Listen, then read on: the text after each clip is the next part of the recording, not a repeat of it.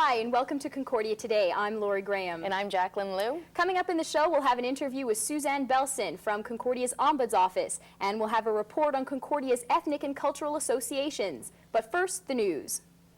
Valerie Fabricant has appealed to a higher power. He asked the Quebec Court of Appeal to overturn his conviction for the 1992 murders of 4 colleagues at Concordia. Fabricant appeared before the 3-judge panel last week. The former mechanical engineering professor said Superior Court Justice Fraser Martin violated his rights. At the original trial, the defense was terminated before Fabricant could testify. Fabricant is currently serving a life sentence without parole for 25 years. A new Montreal entertainment magazine is on the stand, but only those on the cutting edge of technology will be able to read it, if read it is the proper phrase. Paul Gott explains.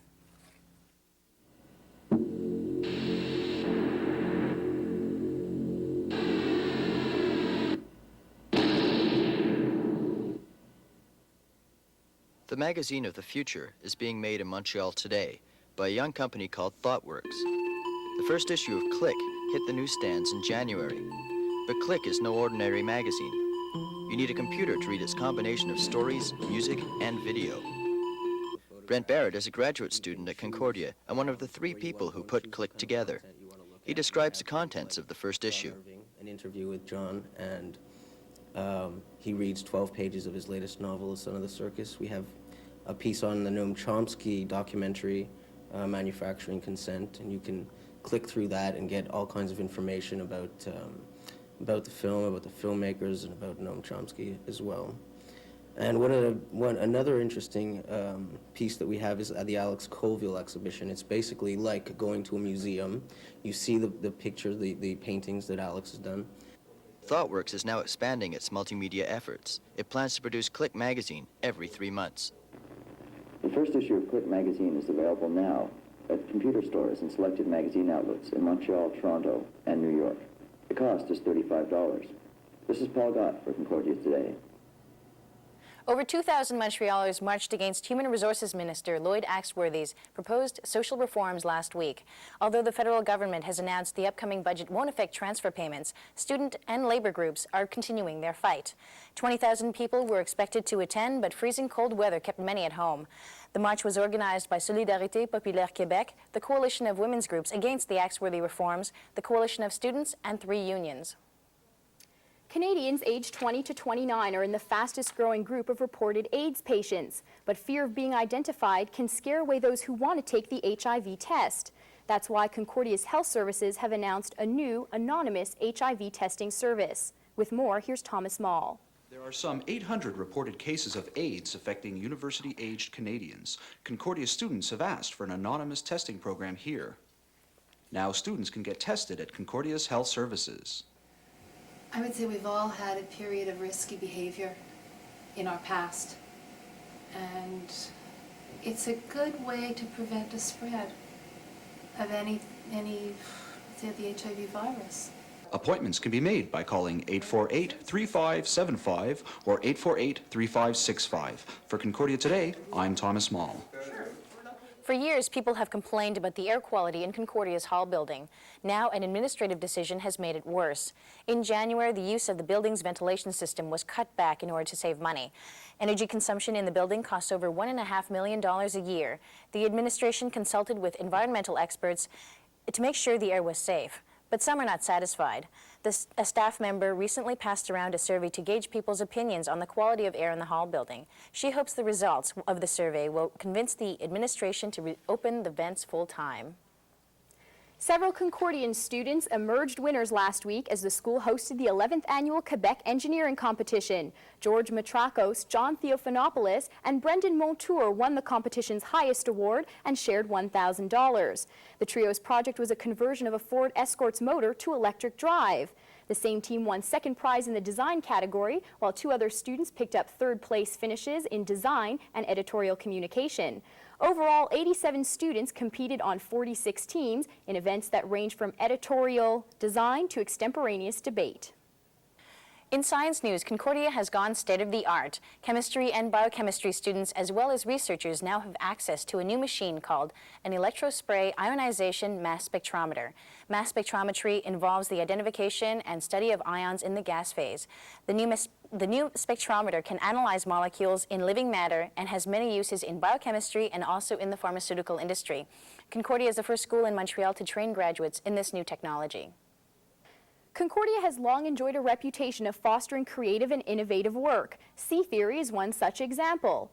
But now, this electronic journal dedicated to theory, technology, and culture is threatened by budget cuts.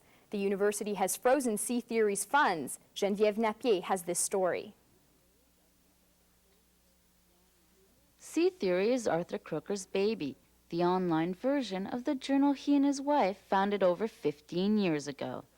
But as Concordia tightens its belt, the journal could end up on the chopping block. Despite the increasing popularity of the internet, Concordia's administration feels Sea Theory just isn't worth its annual budget of $18,000. But Croker doesn't see it that way. This is what a university is about. And if you don't have these activities going on, then you don't have a university. Sea Theory's readers seem to agree. They've sent over 300 letters from 29 different countries praising its role in the global exchange of ideas. In doing so, it's put Concordia on the academic map. Croker says projects like this enhance Concordia's reputation. Because these are the core functions of teaching and research, and they have everything to do with Concordia's mission statement, which is real education for the real world.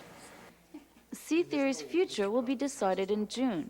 Croker hopes the letters will help sway the administration. But he's not too optimistic. The person who will make the decision, Vice Rector Robert Parker, has refused to talk to him. We were also unable to reach Dr. Parker for a comment. It looks like in the end there's nothing Arthur Croker can do but wait and hope for the best. For Concordia Today, this is Geneviève Napier. Radio CRSG's hand-to-mouth days are over. Concordia's downtown station recently met with the student administration to submit a budget in order to receive much-needed money. The station had been without a budget since last summer, and without any money, they couldn't maintain their equipment. The station plans on repairing equipment in their on-air studio as soon as possible. Working during the summer months can be monotonous and unchallenging for some students, but it doesn't have to be that way. The Student Work Abroad program allows you to visit some of the most beautiful countries in the world and make a quick buck in the process. Rita Kotzia has more. Imagine visiting Paris, Scotland, New York.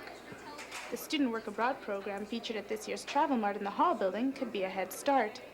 For a $100 to $200 fee, depending on the country, you get 2 nights accommodation and a temporary work visa.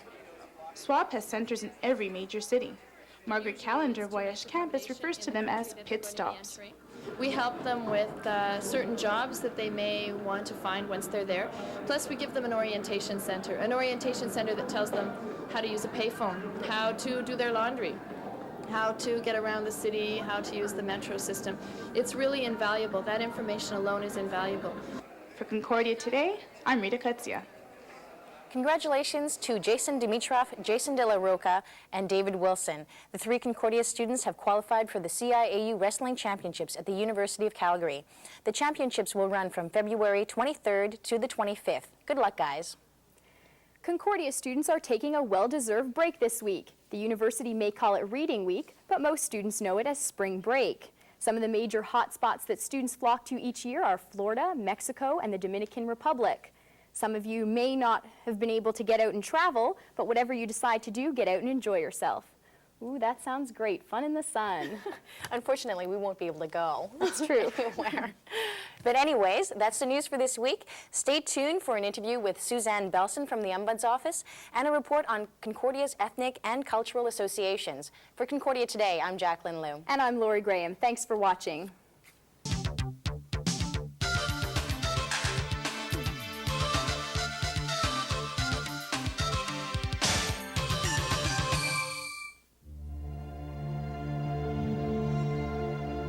Heart disease and stroke are Canada's #1 killer. Your donations fund education and medical advances that save more lives each year.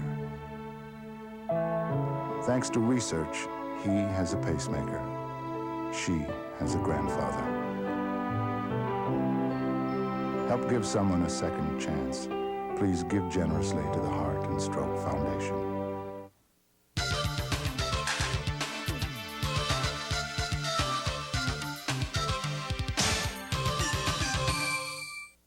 Hello, and welcome back to Concordia Today. I'm Annick Lucier, and joining me is Suzanne Belsom from Concordia's Ombuds Office. Suzanne, thank you for joining us. Hi, Nick. It's nice to be here. Great. I would just like to know what the Ombuds Office is for, in general. Well, briefly, we are the complaints department for the university. Anybody, a student or a staff or a faculty member who feels that they've been unfairly treated in some way can come to the Ombuds Office. But we also do a lot of problem solving, and more than half of the people who come to us aren't coming with a specific complaint. They're coming to find out how to solve a problem, how to go, who to see, what to do, that kind of thing. Okay. Now, when was the Ombuds Office at Concordia established? It was established before the merger. Both Loyola and Sir George Williams each had an Ombuds Office from 1970. Which makes the office at Concordia now the oldest in Canada. Okay. Now, many of us don't know what ombuds mean. Is there a specific origin of the name ombudsman or ombudsperson? It was originally a Swedish word created in the 18th century when the King of Sweden appointed an ombudsman to deal with complaints from the military. But since then, the ombudsman concept has spread across the world, and there are very many ombudsmen who work for governments. We have one in Quebec, the Protecteur des Citoyens, who deals with complaints from citizens. And there are about 150 to 200 universities and colleges in North America that have ombuds offices now, and where there are ombudspersons to solve problems and help deal with complaints. Okay, now what types of complaints can students bring forth to you? Students bring complaints about virtually every aspect of their career at Concordia, from the point of admission to the point of graduation and sometimes beyond. There are complaints about grading and course management, errors on records perhaps, tuition fees, problems with libraries. It really runs the gamut of every situation that a student could possibly face. Okay, now if a student does have a problem with these things, how do they get in contact with you? Our office is on the Sir George Williams campus. It's at 2100 Mackay Street. We also have the use of an office at Loyola where we go by appointment. Our telephone number is 848-4964. We keep regular business hours 9 to 5, but we will make appointments in the evening if people have a hard time getting down during the day, or 8 o'clock in the morning, or on weekends. We can do a lot of our work by phone, and many of our cases we deal with exclusively by phone. Okay. And the answering machine can take confidential messages. No one has access to the machine except the people who work in the Ombuds office. Okay, now are all cases confidential? Every case is confidential until the complainant agrees that the Ombuds office should take some action. Most cases concern the situation of a single person. And if it's, say, a problem with an account, unless we can go to the accounts office and say that we're coming on behalf of so-and-so, there's not much that can be done. So we won't do anything at all on a case without the permission of the person concerned. If the person is reluctant to have their name released, then we will end it there and it will remain confidential. Okay. Now, how can students be assured that you will not have any bias against them? It's our job to be neutral and to be objective. And in any situation, we start out being objective, hearing both sides, all the sides that there are to hear. Eventually, in almost every case, that results in an investigation, and many don't. Many are information and referral. But where we investigate and come to a conclusion, we make a recommendation to correct the situation if we find a complaint is valid. If a complaint is not valid, then what we'll do is explain to the complainant why we don't agree that their complaint is justified. And then we will confirm that the decision the university has made is the correct one. Okay. Now, if you don't take the side of the student, is there a service at Concordia that will take the side of the student? There is a student advocacy service, Okay. which provides a service to students, mostly students who've been charged with cheating, plagiarism, some infraction of the academic code of conduct. And they will represent students in hearings, in formal procedures, somewhat like a lawyer. Okay. Now, what types of cases have you dealt with in the past? Oh, it's hard to say. We deal with about 800 cases a year. And so there are very many cases and issues that come up. But there are patterns. In the summer, for example, we deal with a lot of students who have been failed in the previous year and are wondering how they can come back to the university. We deal with registration problems at registration time and with grades at the end of terms.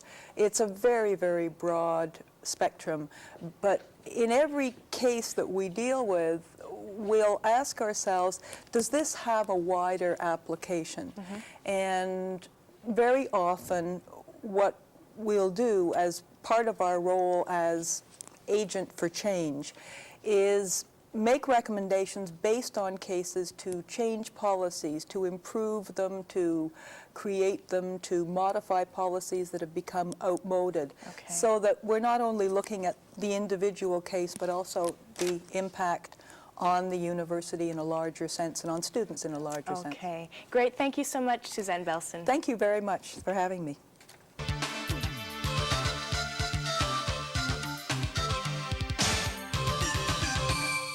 The cultural organizations at Concordia are established to promote a better understanding of the culture, foster friendships between the students of different ethnic backgrounds and other students at Concordia, a place where people who share a common heritage can come together to communicate and understand one another.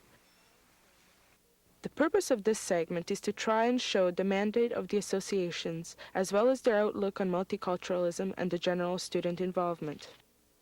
We inquired if Concordia students are getting involved in cultural associations. No, not at the moment. I would be, maybe next year. We can see that we are limited to the number of members we have. So we have approximately 350 members here this year in 1995. So we send them out pamphlets and try to get them active, but it's limited. We're limited to those members that we have. We try to post up posters in the school to promote to other cultures and other people, but it's kind of hard getting them to the place where we're having our activity. It is important for every association to set out its mandate and goals. Well, it's mainly to fight the stereotypes that are here in the Western world, because there's more to Africa than the famines and the wars and the starvations and the jungle and all. And we're trying to bring out Africa the way we see it. Well, not just see it, but the way it is, the way, I mean, there's people really think that what they see in the media basically covers what Africa's all about, and we just want to show what people don't get to see and what we've experienced and we've seen in our lives. Do you find that your mandate as a cultural group has been successful, especially in Concordia? So far up to today, we can say that we've been very successful. We had a couple of activities. We had a Telethon a Star fundraiser. We called it a spaghetti dinner, and we have over 500 people come. We were expecting about 300, and there were over 500 people, so we had a little space problem. We had our Culture Week on the 30th and 31st of January, where a lot of people attended, and we're very happy on what we did, and it was very, very nice to see them complimenting us and telling us we did a good job. We asked the students as well as the organizations if they thought that multiculturalism is successful at Concordia. Is it successful? I think it is. Oh, big time. Concordia is known as being a big university open to any other ethnic or cultural groups. And I think it's pretty good. I think the fact that the IEAC was set up over 11 years ago, and it has really benefited, Concordia has really benefited from this. The ethnic and international associations can concentrate on fulfilling the needs of ethnic students, as well as communicating and teaching the university community about the different cultures. If the success rate of the cultural associations is so high, then why are some Concordia students still unaware of most cultural activities? I haven't noticed it much, to tell you the truth. Same here. But Not really. And I'm not really involved that much in this sort of. But other than the showcases they show at the mezzanine, it's pretty good. We tend to start off the school year with social activities so we can bring a lot of new students, new faces, into the association. Orientation. Basically, that's right, to orient all the new students and the old, bring us together. And so that way we can combine our forces and get some work done into more productive tasks, and to fulfill our mandate to the rest of the Concordian community through a cultural exhibition, which is probably our largest single activity and requires the most effort. We've gotten quite a large response from non-Africans, from the IEAC, from CUSA, from student bodies in school. And they've really told us we've done a good job. We try as much as possible. We have these different events and stuff, so we do our best. Personally, yes, being involved in the cultural association, I met a lot of other cultures, and I find that slowly but surely it will be good for everyone, and they will know about what we have to offer. So.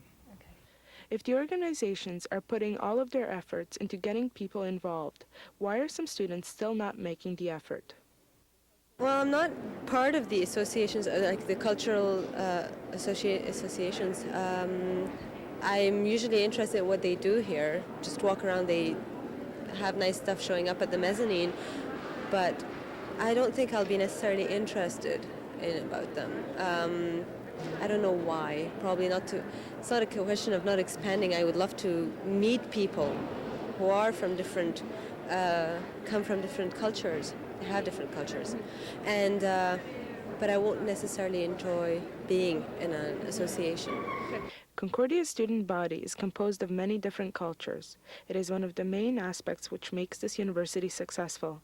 The mandates of most of the cultural associations are set up in a way as to promote and celebrate the uniqueness of all of our backgrounds. How is the Caribbean Students Association unique in its approach and in its structure? Since we're from different part of the Caribbean, we unite at the CSCO and we share ideas and we welcome other people from other cultures too. Not because you're not from the Caribbean, maybe your parents are from the Caribbean, you are welcome to join the club and share ideas. Honestly speaking, most of the people in our association are people from Africa or the Caribbean, people of African descent.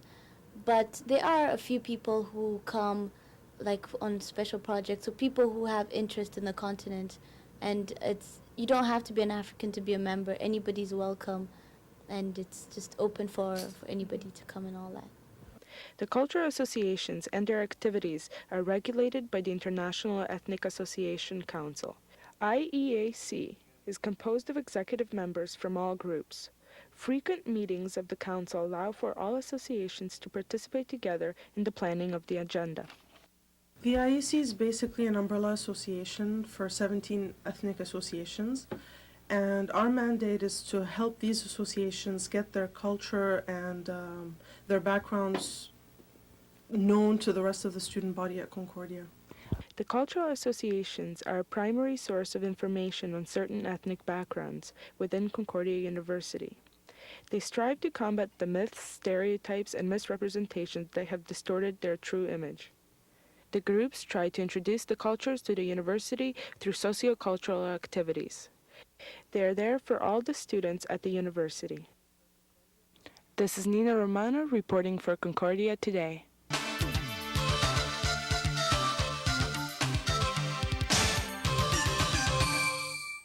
That's our show for this week. If you have any questions or comments, you can call us at 848-3440, fax us at 848-3441, or email us at our internet address, studioa@vax2.concordia.ca. Thanks for watching. Have a good week.